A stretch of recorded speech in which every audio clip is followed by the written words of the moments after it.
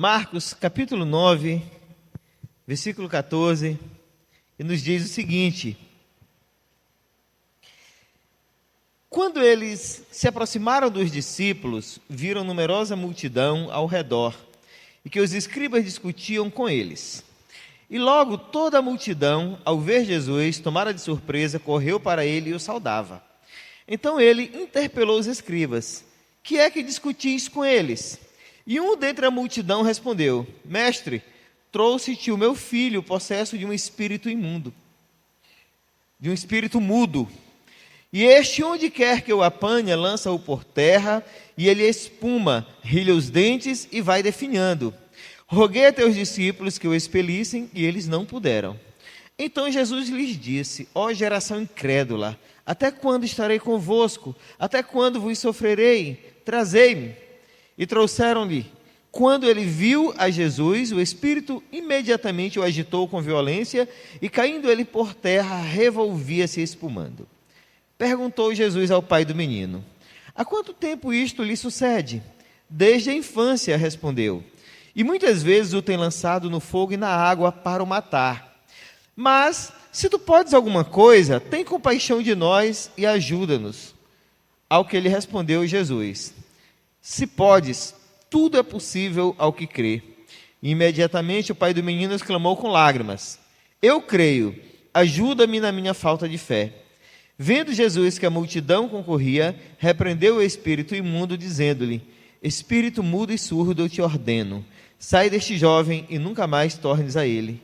E ele, clamando e agitando-o muito, saiu, deixando-o como se estivesse morto, a ponto de muitos dizerem: morreu. Mas Jesus, tomando-o pela mão, o ergueu, e ele se levantou. Quando entrou em casa, os seus discípulos lhe perguntaram em particular: por que não podemos nós expulsá-lo? Respondeu-lhes: esta casta não pode sair, senão por meio de oração e jejum.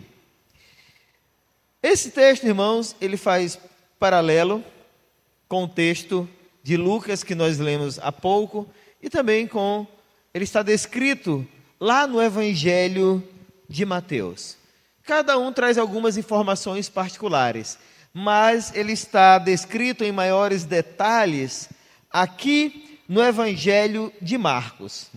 Como nós podemos ver, o versículo 14 começa dizendo: quando eles se aproximaram dos discípulos. Eles quem? Jesus, Pedro, Tiago e João, que tinham passado a noite anterior lá no Monte da Transfiguração.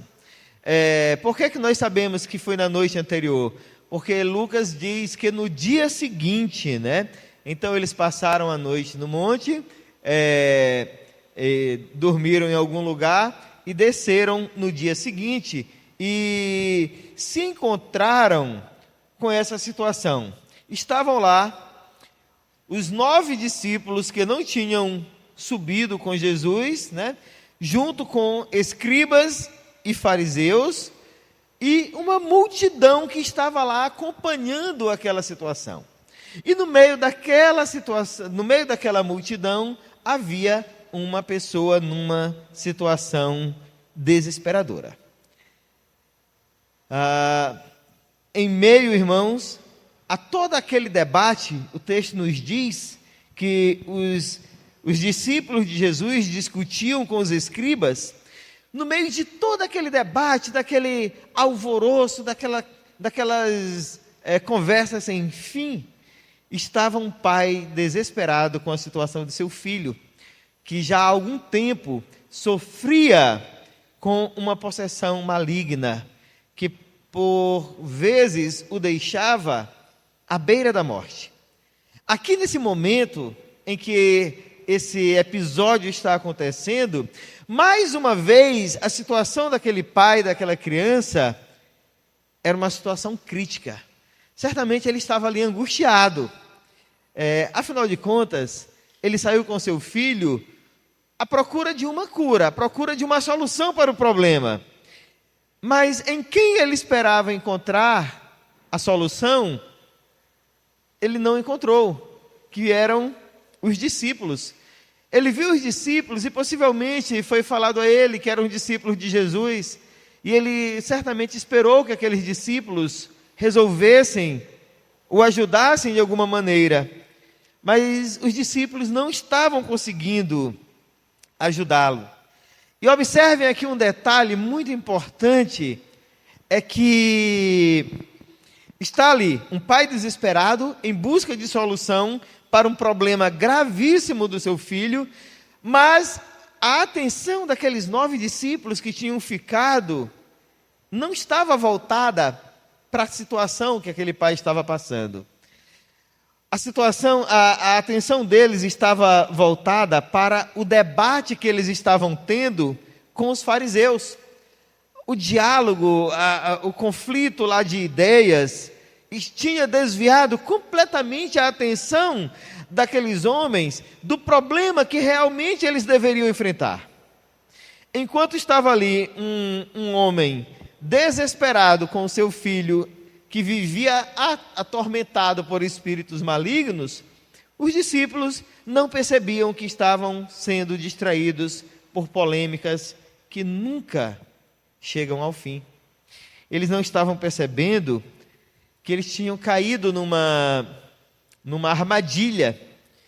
Eles não conseguiram entender que discussões fora de lugar, fora de hora, costumam ser uma boa ferramenta para tirar os cristãos daquilo que realmente importa na caminhada da fé, né? Basta a gente olhar para muitos pastores, os pastores que agora se dedicam aos seus ministérios virtuais, né? A alimentar suas páginas na internet. O interesse principal deles é discutir teologia, gerar polêmica, criar discussões intermináveis, promover seus congressos, seus eventos, né? Mas, quando nós vamos ver, são discussões e debates que nunca atendem às necessidades das pessoas que vivem presas e aflitas nas artimanhas de Satanás. Eles estão sempre andando em círculos. E era assim que aqueles 9 homens estavam, ali discutindo, sem chegar a lugar nenhum.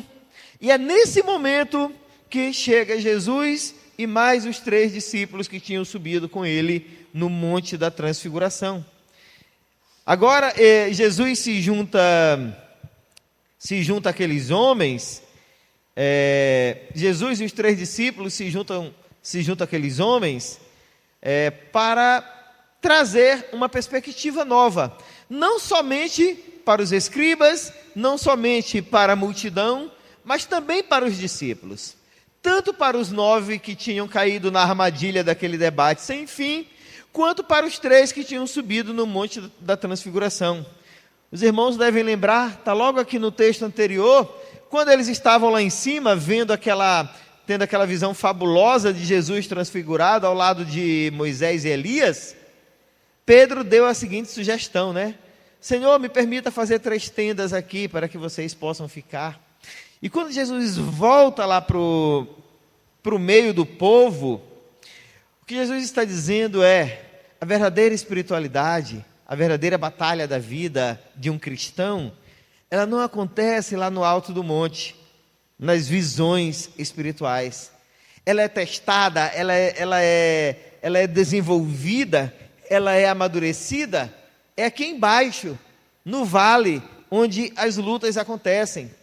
A caminhada cristã, ela não é sustentada por experiências fabulosas. Ela é experimentada no dia a dia, nas batalhas que acontecem no meio da multidão. E quando Jesus volta com aqueles 3 discípulos e encontra aqueles outros 9 lá em apuros, é para dizer para eles que ali sim estava a realidade, a verdadeira realidade que eles iriam encarar. E a transfiguração foi apenas uma experiência pontual. Não era uma condição permanente que eles iriam encontrar ao longo da caminhada. Ou seja, como apóstolos, na verdade, eles iriam ter que lutar. Eram com pessoas que iam fazer oposição. Eram com pessoas que estavam precisando ser libertas. Eles iam ter que lutar com gente de todo tipo. Então, que era hora de deixar a experiência da transfiguração para trás. Eles já tinham aprendido o que tinham de aprender ali com aquele acontecimento, mas agora era hora de encarar a batalha. Ou seja, Jesus reúne novamente os 12 discípulos para dizer que a verdadeira fé, ela exige um custo. E o custo, ele está narrado bem no final dessa história aqui, lá no versículo 19, quando diz: esta casta não pode sair senão por meio de oração e jejum. Naturalmente, né, irmãos, nós sabemos que a cura depende somente de Deus. A cura não acontece como uma extensão da nossa fé. Porém, embora a cura seja algo de autoridade única e exclusiva de Deus, isso não dispensa que os seus filhos, que os seus seguidores se dediquem à oração e o jejum, porque isso é parte da nossa responsabilidade com o objetivo de manifestar o poder de Deus aqui nesse mundo. E Jesus traz os seus discípulos para essa realidade. É por isso que aqui a gente encontra a narrativa desse texto, onde Marcos vai contar esse reencontro de Jesus, Tiago e João, com os 9 discípulos que discutiam com os escribas, enquanto um homem sofria com a situação do seu filho possesso. É, portanto, irmãos, diante desse cenário, que nós vamos caminhar na exposição de hoje. Exposição que tem como tema a fé que supera a realidade humana. E essa exposição ela está dividida em 3 pontos, irmãos. O primeiro ponto é a fé que supera a limitação humana. O segundo ponto é a fé que supera a incredulidade humana. E o terceiro ponto é a fé que supera a espiritualidade humana. Vamos, portanto, ao primeiro ponto. A fé que supera a limitação humana. Olhem aqui comigo no versículo 23, quando...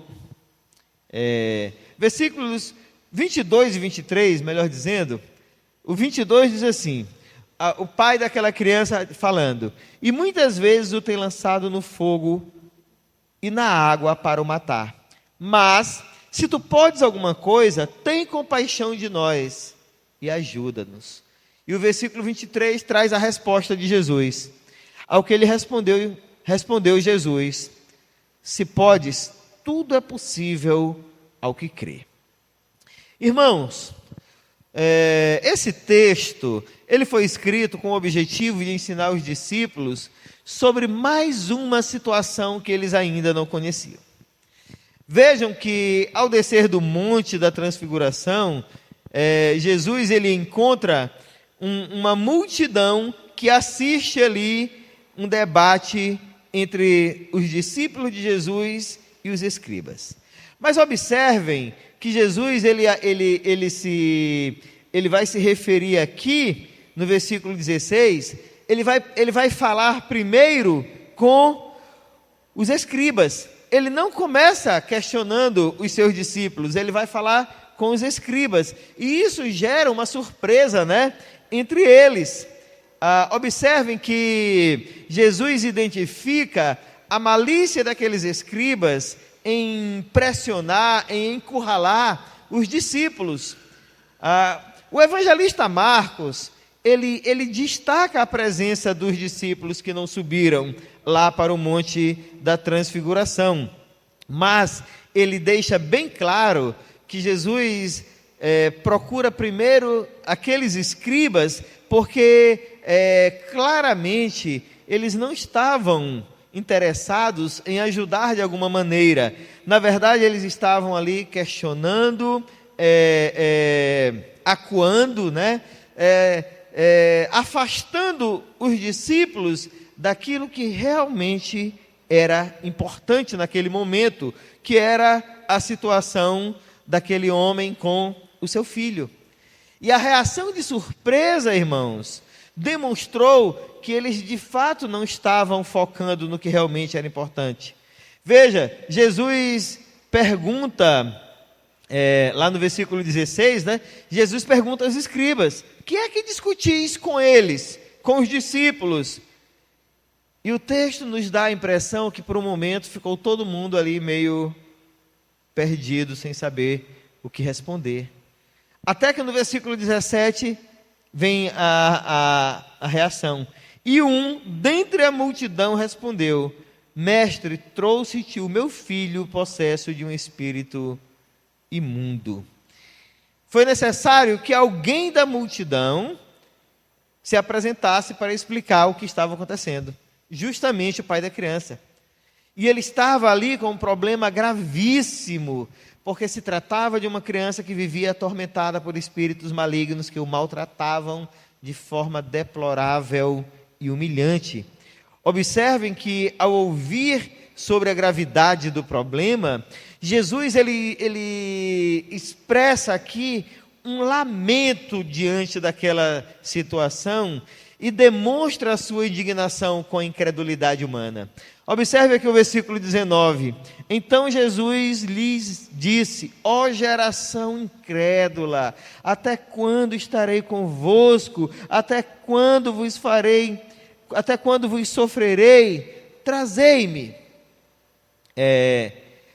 Jesus, irmãos, ele demonstra aqui uma profunda indignação com a incredulidade dos homens.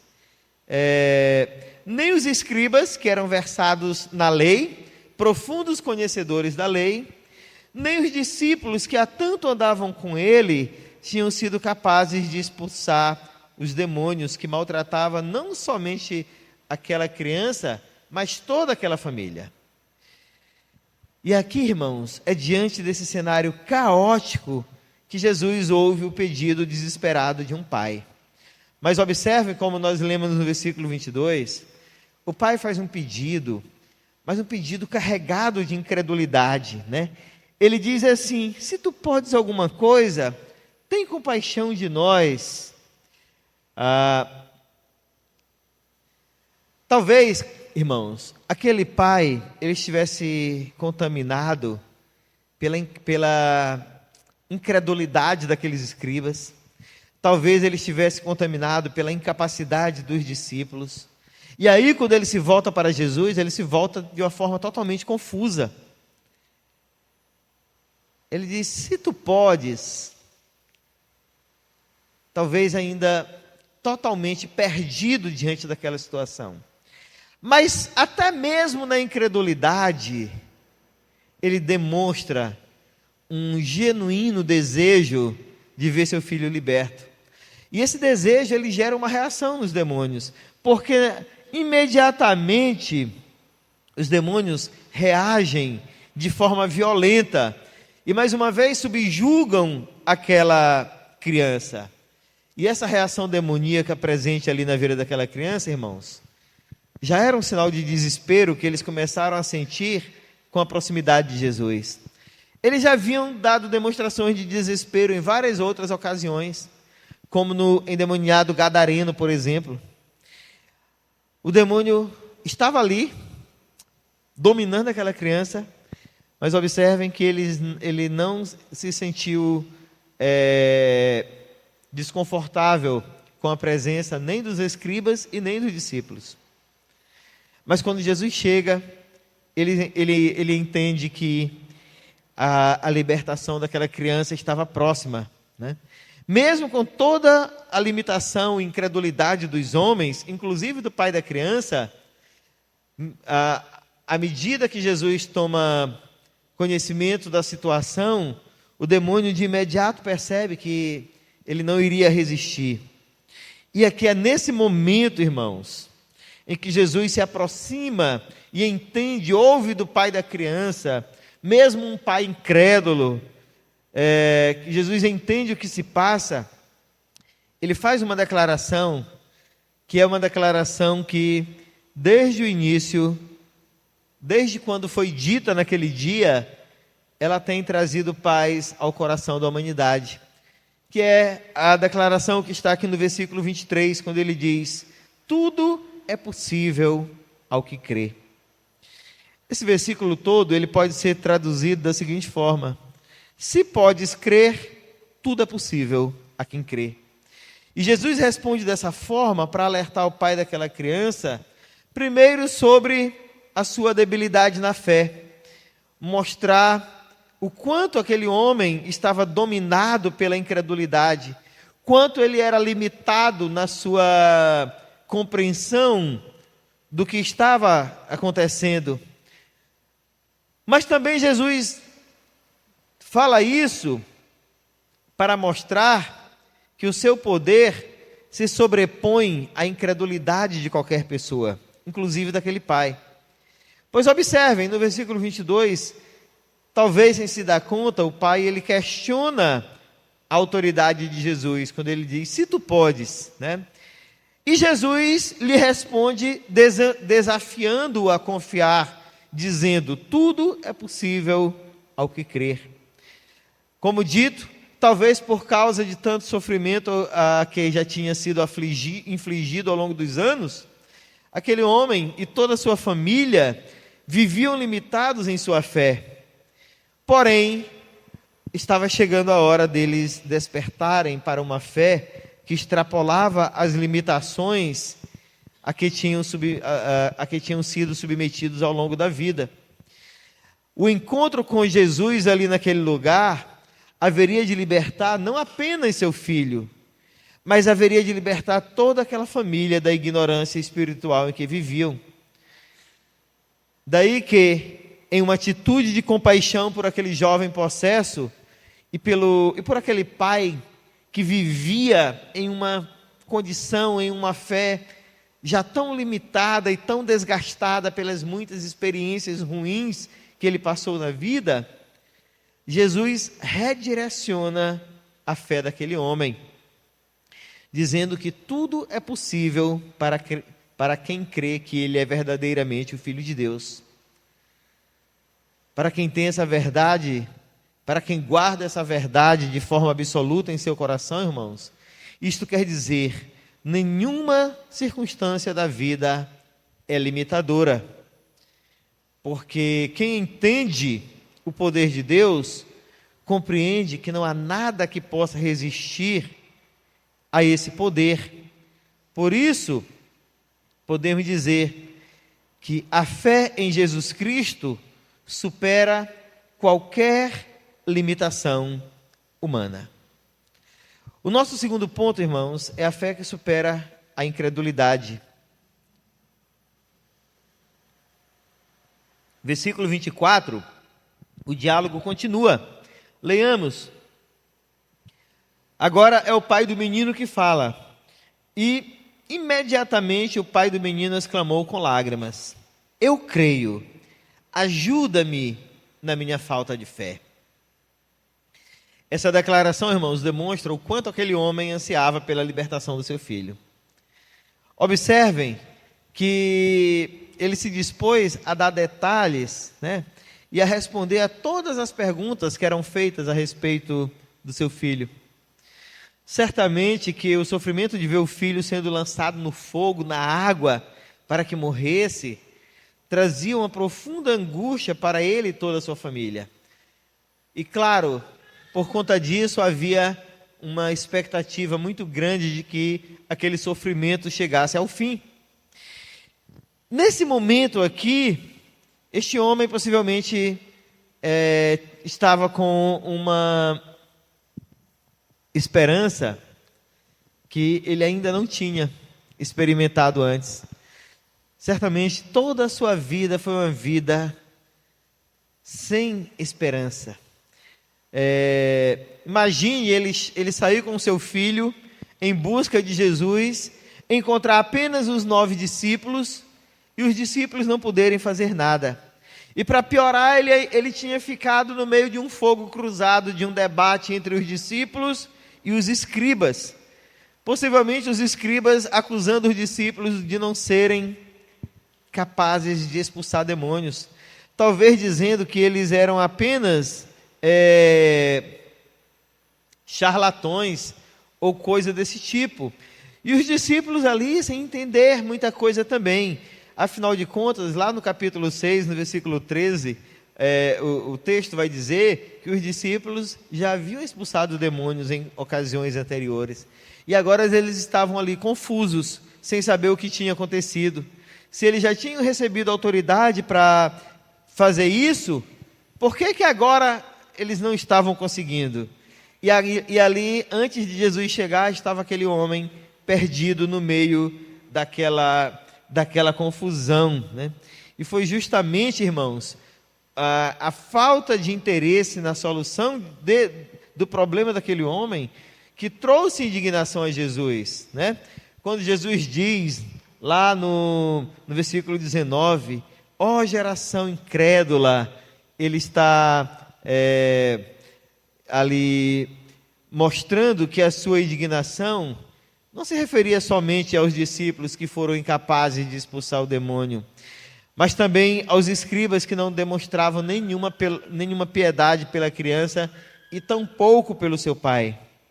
Mas ao invés disso, estavam se aproveitando daquela situação para acusar os discípulos de serem incapazes, talvez até chamando de impostores. Essa declaração de Jesus possivelmente ainda se referia ao próprio pai da criança, né? Com a sua incredulidade evidente, como também ele se referia à multidão, que em nenhum momento demonstrou compaixão por aquela família. Talvez, mais uma vez, a multidão estivesse ali apenas por curiosidade, né? Observem, irmãos, que mesmo diante de tudo isso, de todo esse cenário caótico, Jesus conduz a situação para uma realidade diferente. Especialmente depois que aquele pai teve coragem de confessar a sua fraqueza e a sua incapacidade de lidar com um desafio tão grande. A sua declaração aos pés de Jesus, dizendo: ajuda-me na minha falta de fé, demonstrou uma profunda humildade e um desejo muito sincero de ver o seu filho liberto daquela situação. Observem que ele declara crer em Jesus, mas ele sabia que a sua fé era fraca. Ele sabia que ele ainda sofria com dúvidas e temores. Como eu disse, possivelmente por conta de todas as experiências ruins que ele passou ao longo da vida. Talvez ele já tivesse ouvido promessas de curandeiros, de milagreiros, oportunistas que diziam ter poder para curar o seu filho. E até ali nada tinha acontecido. A vida continuava ruim do mesmo jeito. E agora, quando ele encontra Jesus, e ele diz: Senhor, se tu podes, cura meu filho. Agora, quando ele diz: me ajuda na minha falta de fé, ele está revelando os temores do seu coração. Por isso que ele pede, não somente para Jesus libertar o seu filho, mas para que ele próprio fosse curado da sua incredulidade. A sua declaração desesperada, com certeza, dizendo: eu creio, foi uma petição muito sincera que partiu do mais profundo do seu coração. E foi por isso, irmãos, por esse desejo, por esse anseio e por essa sinceridade, que ele foi capaz de pedir ajuda a Cristo, apesar de toda a sua incredulidade. No entanto, a fé daquele homem, mesmo débil, mesmo fraca, mas honesta, abriu o caminho para a cura, tanto da sua descrença, como também foi a porta de entrada para algo ainda mais profundo.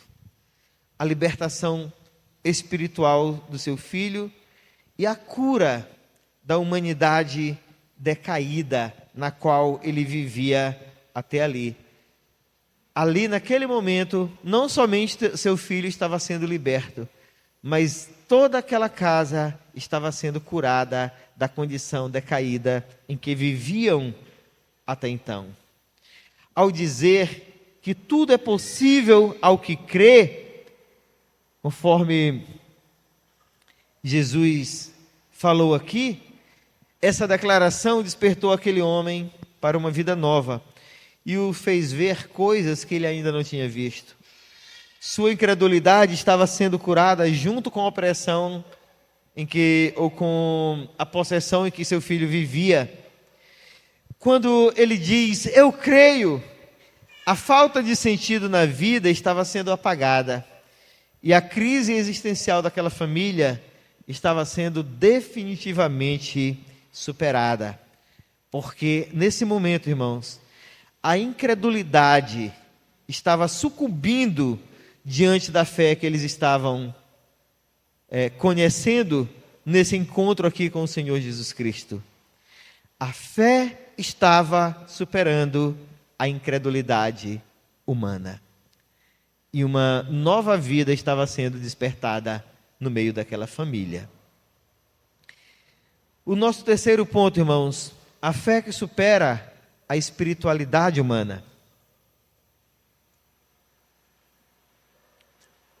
Bem aqui no versículo 28, 29, melhor dizendo, diz assim, quando entrou em casa, os seus discípulos lhe perguntaram em particular, por que não podemos nós expulsá-lo? Respondeu-lhes, esta casta não pode sair por meio de oração e jejum. Observem que diante de toda aquela situação crítica, o número de pessoas interessadas no desfecho daquele cenário parece que só aumentava. A curiosidade que havia começado por causa do debate entre os discípulos e os escribas, agora havia se voltado para a possibilidade real da criança ser liberta dos espíritos imundos. No entanto, irmãos, é válido dizer que em nenhum momento Jesus está aqui encorajando ou especulando debates, apostas sobre a cura de alguém. Tampouco ele está aqui usando de subterfúgios para chamar a atenção da multidão através de uma criança que precisava ser liberta de uma possessão demoníaca. Nunca foi seu desejo ser visto como um milagreiro, e ele jamais agiu como um oportunista que se aproveita da situação alheia para ganhar popularidade. Por isso, ele rapidamente caminha para a solução do problema. O texto até nos faz pensar que Jesus se separou um pouco da multidão, junto com a criança. Enquanto esse diálogo aqui, dos versículos 21 até o 24 acontece, é possível que Jesus estivesse ali um pouco separado, um pouco afastado da multidão. Mas a multidão está ali, apostando, esperando para ver o que iria acontecer. Por isso, rapidamente, Jesus caminha para a solução do problema, repreendendo o espírito imundo e ordenando que ele não voltasse nunca mais. Essa aqui, irmãos, era uma ordem definitiva, porque demonstrava que a libertação, quando ela acontece em Jesus, ela acontece de uma vez por todas e dispensa qualquer complemento humano. Marcos, ele faz uma descrição muito vívida, como é típico do seu texto, da sua narrativa, né? Ele faz uma descrição muito vívida aqui desse momento da libertação, porque ele descreve em detalhes que, mais uma vez, o menino é agredido violentamente pelos demônios ao ponto de parecer morto, como diz aqui no versículo 26. Entretanto, a resposta de Jesus é maravilhosa para aquela situação, porque enquanto todos estavam impactados por aquela cena terrível que viram, Jesus toma a criança pela mão e o ergue para uma nova vida. No momento em que Jesus levanta o filho daquele homem que vivia desesperado até então, ele não está somente levantando uma criança, mas ele está levantando alguém para uma vida completamente nova. Ele agora levanta como nunca antes ele havia levantado. Das outras vezes a crise passava e ele voltava à vida normal.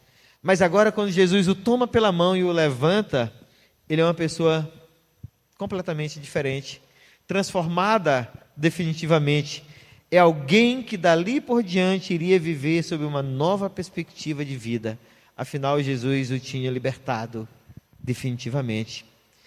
Mas ainda há uma questão em aberto aqui. Por que os discípulos que eram habilitados para expulsar demônios não haviam conseguido libertar aquele menino? O que será que tinha acontecido?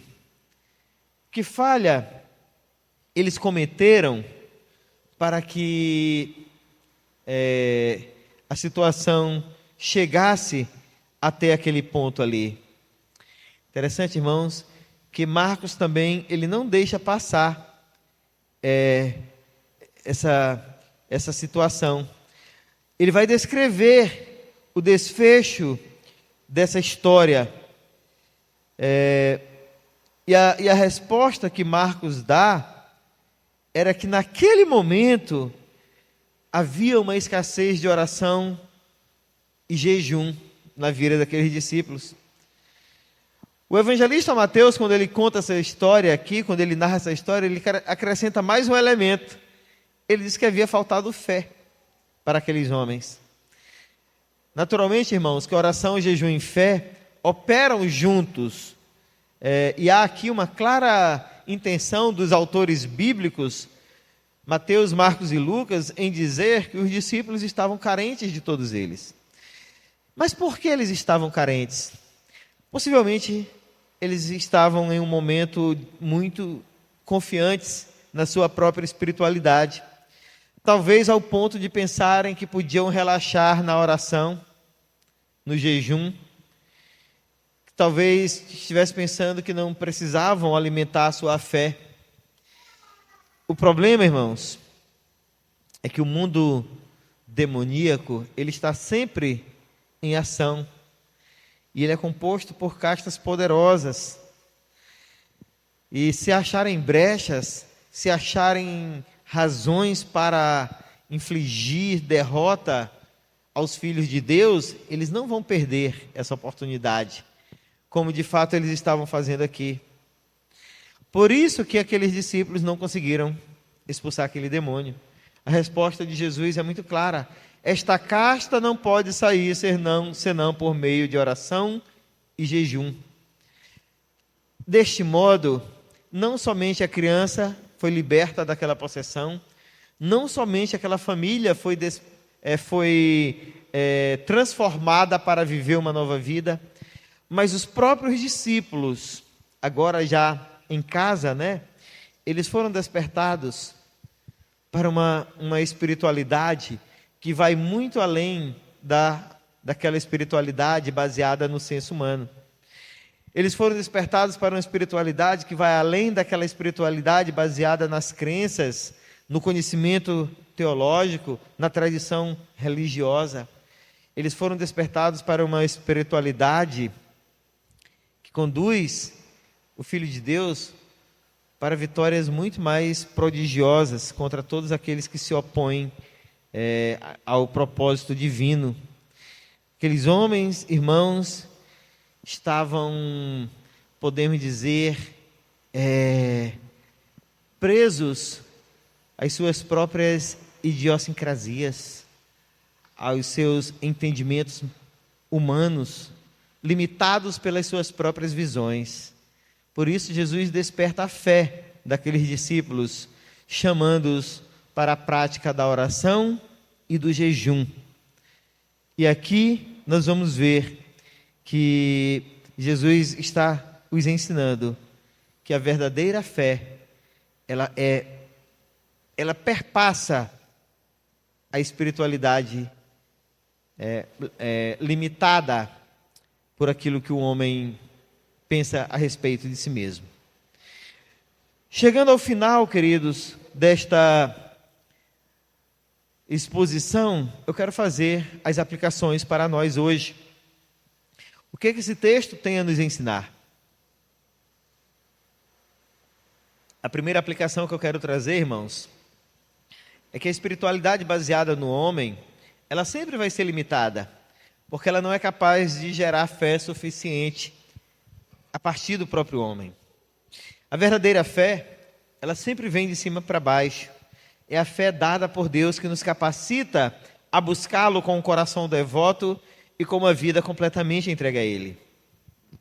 quando Jesus diz que tudo é possível ao que crê, Ele não está aqui nos chamando para fazer convites, nos convidando para fazer desafios sem sentido, mas Ele está nos convidando para acreditar completamente nele e nos apegar das nossas próprias idiosincrasias, dos nossos próprios costumes, das nossas próprias crenças, e nos voltar para Ele de todo o coração, porque é assim que nós conheceremos uma realidade espiritual muito mais profunda.